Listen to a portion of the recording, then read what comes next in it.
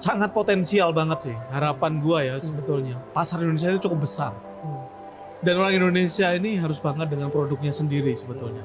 Kita nggak harus ngomongin ekspor lah. Kita nggak harus ngomongin memaksakan, sorry itu saya ya, digitalisasi dan lain sebagainya. Karena itu belum tentu itu menjadi kebutuhan masyarakat juga gitu kan. Mungkin dengan transaksi antar pulau kecil dan lain sebagainya itu juga sudah bisa cukup menghidupi orang-orang ini. Kita tidak harus ngomongin ekspor, kenari itu harus ekspor dan lain sebagainya. Enggak, mungkin buat di Jakarta aja udah cukup atau mungkin cukup lah katakanlah. Di Indonesia saja gitu. Indonesia saja cukup gitu loh. Itu kita tuh ya Indonesia ini negara yang paling unik sebetulnya karena berbentuk kepulauan dan punya tantangan tersendiri. Bahkan kita mungkin banyak kayak beberapa di kita Indonesia tuh kayak harus dipaksakan kita belajar sama negara lain kayak Tiongkok lah atau mungkin US, Amerika atau Eropa. Tapi itu berbeda, belum tentu bisa diterapkan di Indonesia pembelajaran atau pola pangannya kita gitu. Kita sebetulnya sudah punya pola pangan dari zaman dulu itu. Yang itu yang harusnya kita bangun lagi, kita kenali. Lagi, betul. Transaksi antar pulau seperti apa dan lain sebagainya. Dan itu menjadi salah satu yang penting sih saat ini ya dan relevan buat Indonesia. Bahkan kita ngomongin terkait sama sekarang tentang isu lingkungan dan lain sebagainya itu sebetulnya nenek moyang kita sudah tahu tentang hal itu, udah menjaga itu gitu loh. Seperti itu. Wah, iya. Bahkan kita kadang-kadang terlalu dipaksakan kan dengan paham-paham dengan paham-paham yang dari luar betul. Justru jadi meninggalkan bagaimana secara originalnya, secara organiknya itu memang sudah ada gitu ya. Betul. Dan lu mencoba untuk menarik itu dan lu menerapkan itu gitu ya. Lu kembangkan lagi dari apa yang sudah ada gitu ya. Betul banget. Seperti itu sih. Banyak nggak sih yang mengikuti langkah lu? Iya, nggak terlalu melihat sih, tapi pasti ada lah teman-teman sekarang.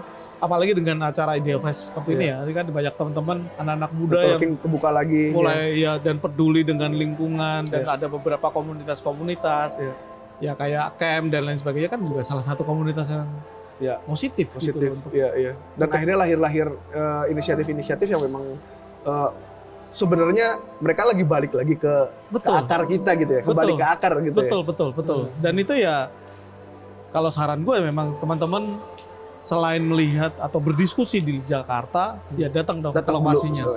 Datang ke lokasinya karena akan lebih komprehensif lah.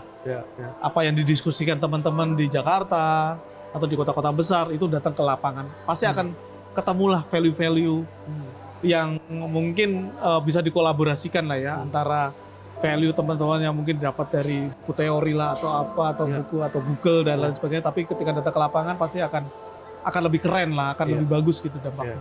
Gue tuh penasaran mengelola visi dari visi baik gitu ya, misi baik. Kemudian diajawantahkan menjadi bisnis. Gue tuh selalu penasaran karena setiap kali ngobrol dengan teman-teman gitu ya, polanya tuh selalu beda-beda bang gitu. Betul. Ada yang dia memakai cara ini tapi nggak bisa diduplikat dengan bisnis yang lain gitu ya. Padahal sama-sama konteksnya labelnya UMKM katakanlah gitu ya. Tapi itu tidak pernah bisa terpola dengan seragam gitu. Betul. Lu tanggapan lu gimana melihat pola kayak gitu? Ya itulah, kalau kita menanggapi bisnis dan kegiatan sosial yang kita lakukan itu adalah journey, adalah perjalanan. Dalam perjalanan itu sangat subjektif sih sebetulnya ya. Memang nggak ketemu patokannya gitu. Mungkin ada panduannya ada, tetapi ketika kita menjalankan pasti akan berbeda sih ritmenya gitu kan.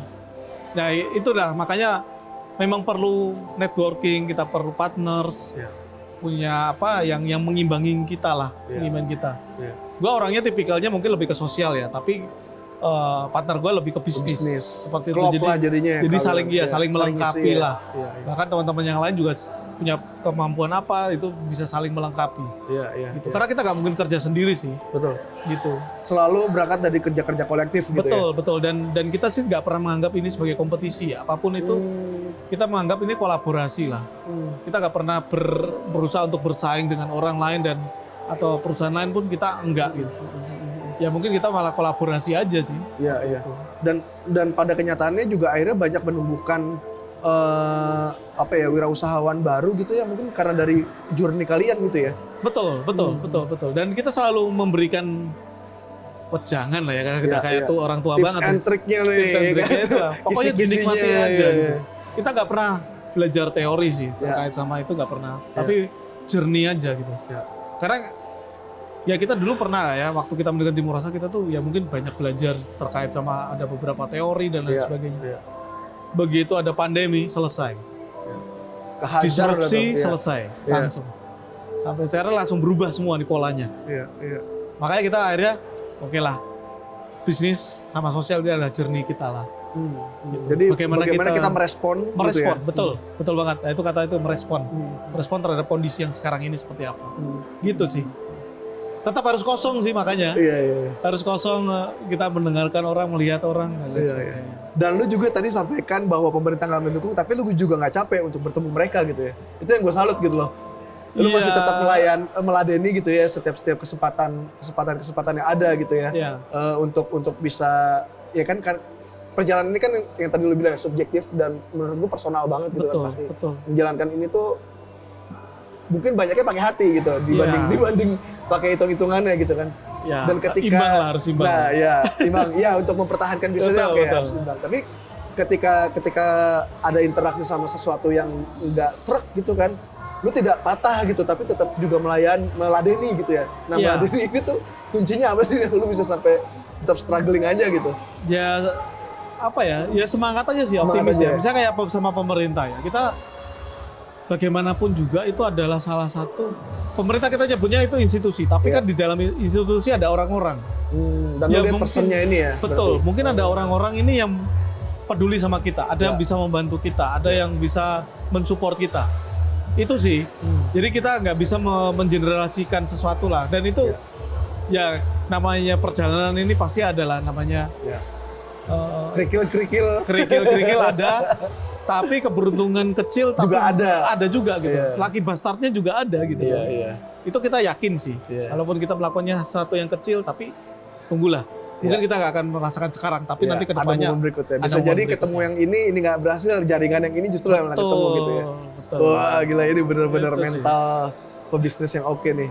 Oke, terima kasih Martin. Thank you Sip. banget untuk Thank you obrolan banget waktunya. dalamnya. Menurut gue Iya. ini jadi insight menarik juga buat gue Wah, gitu. gue juga belajar. Gua belajar juga. Bisa menarik pelajaran banyak dari Martin di Timur Rasa. Terima kasih Iya. teman-teman sudah menonton podcast bareng orang hebat. Sampai ketemu lagi di podcast bareng orang hebat berikutnya bersama orang hebat lainnya lagi. Saya Zulfikri Putamalawi dan Martin Kresna. Pamit undur diri. Selamat sampai jumpa. Ya. Sampai jumpa.